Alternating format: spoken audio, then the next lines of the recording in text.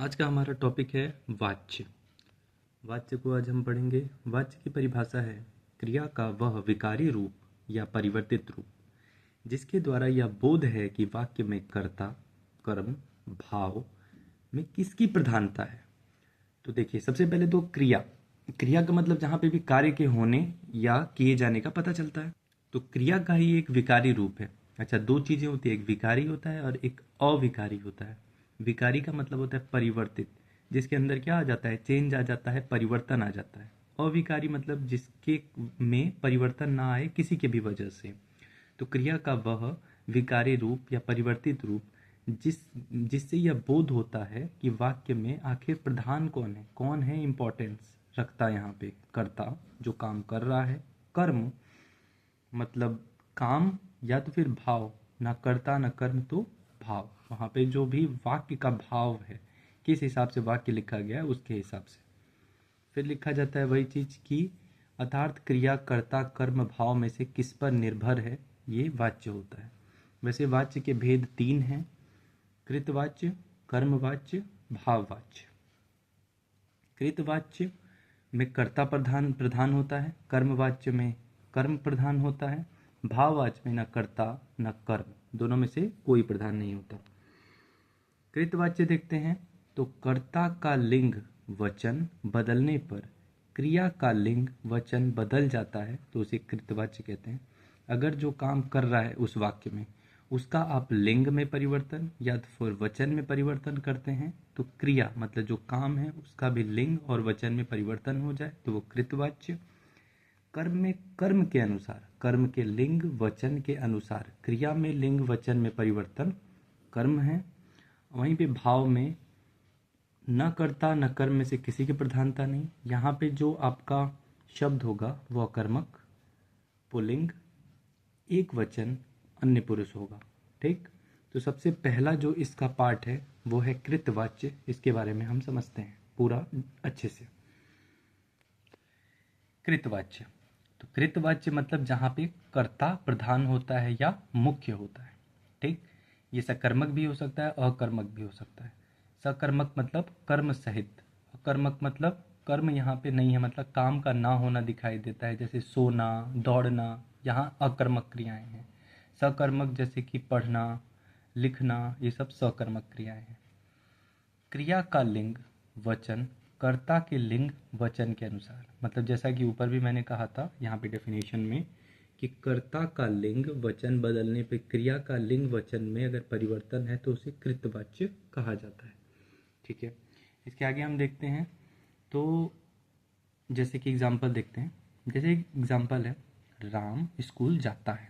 ठीक, तो यहाँ पे कर्ता जो काम कर रहा है स्कूल जाने का, कौन कर रहा है, राम। राम को अगर हम लिंग परिवर्तन करके सीता में परिवर्तित कर दें, मतलब इस पुरुष से स्त्री, तो अब देखिए वाक्य में परिवर्तन हो जाएगा।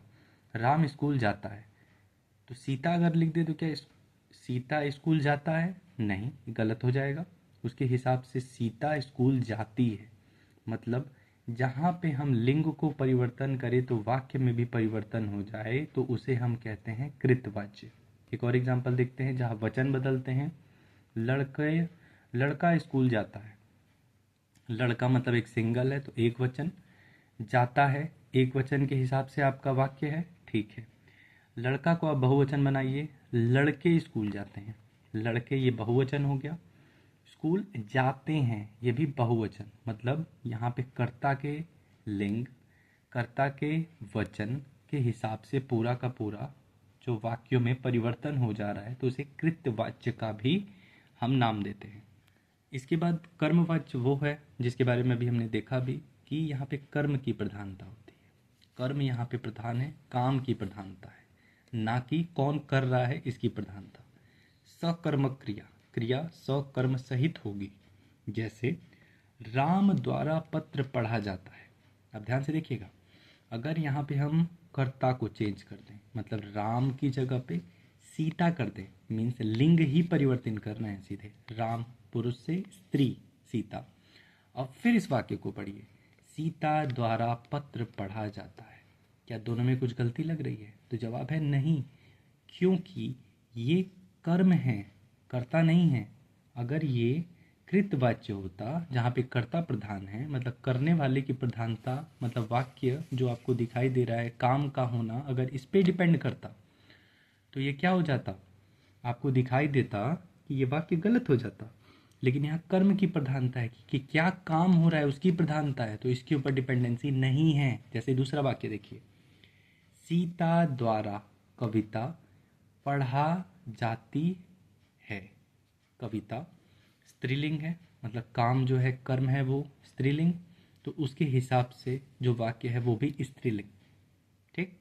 ना कि इसके ऊपर निर्भर हो रहा है, कृतवाच्य नहीं है, ये कर्ता पे नहीं निर्भर कर रहा है, ये इस पे निर्भर कर रहा है कि कर्म क्या है। काम यहाँ पे कविता का पढ़ा जाना है जो कि स्त्री में है, तो वाक्य को भी स्त्री में हो जाना चाहिए। मतलब कर्म के परिवर्तन पे वाक्य का परिवर्तन निर्भर, तो कर्मवाच्य। ऐसे ही आप खोजेंगे भी क्वेश्चन में, पेपर में क्वेश्चन आएगा अगर पूछे कि कोई वाक्य करता है या कर्म, तो आपका करने वाले का जो भी नाम है उसको परिवर्तन करके या तो उसका वचन बदल के देख ले या तो फिर उसका लिंग बदल के देख ले। और वाक्य अगर आपको लग रहा है कि गलत हो गया तो इसका मतलब वो करता है, नहीं गलत हुआ तो कर्म है। अदरवाइज तीसरा है आपका भाव।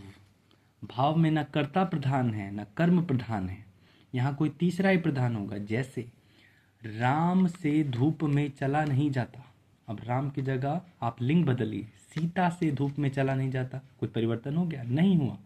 वचन बदलिए, लड़कों से धूप में चला नहीं जाता या लड़के से धूप में चला नहीं जाता, एक वचन भी कर लिया, बहुवचन भी कर दिया, स्त्री से पुरुष भी कर दिया, कोई परिवर्तन नहीं, कर्ता पे कोई फर्क ही नहीं पड़ रहा।